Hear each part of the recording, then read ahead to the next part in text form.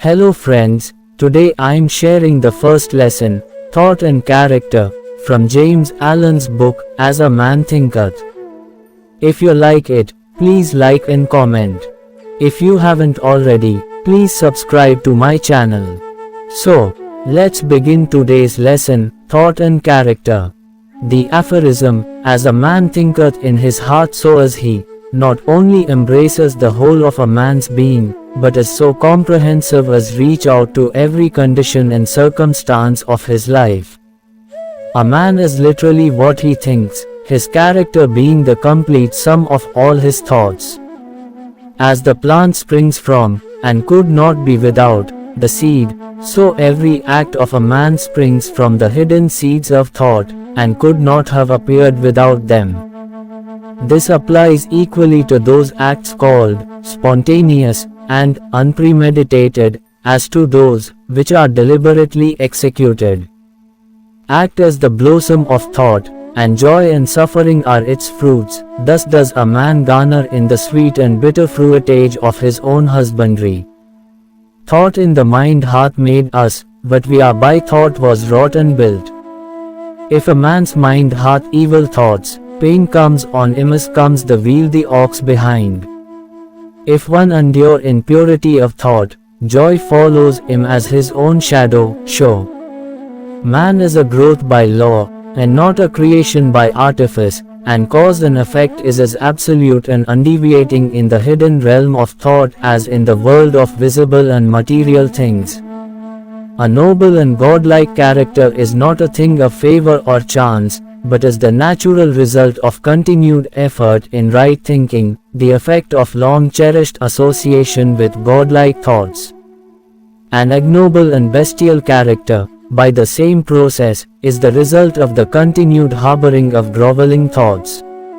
Man is made unmade by himself. In the armory of thought he forges the weapons by which he destroys himself. He also fashions the tools with which he builds for himself heavenly mansions of joy and strength and peace.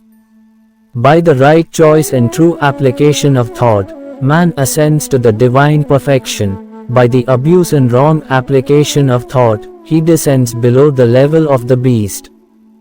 Between these two extremes are all the grades of character, and man is their maker and master. Of all the beautiful truths pertaining to the soul which have been restored and brought to light in this age, none is more gladdening or fruitful of divine promise and confidence than this, that man is the master of thought, the molder of character, and the maker and shaper of condition, environment, and destiny. As a being of power, intelligence, and love, and the lord of his own thoughts, man holds the key to every situation, and contains within himself the transforming and regenerative agency by which he may make himself what he wills. Man is always the master, even in his weaker and most abandoned state, but in his weakness and degradation he is the foolish master who must govern his household. When he begins to reflect upon his condition, and to search diligently for the law upon which his being is established, he then becomes the wise master, directing his energies with intelligence, and fashioning his thoughts to fruitful issues. Such is the conscious master, and man can only thus become by discovering within himself the laws of thought, which discovery is totally a matter of application, self-analysis, and experience.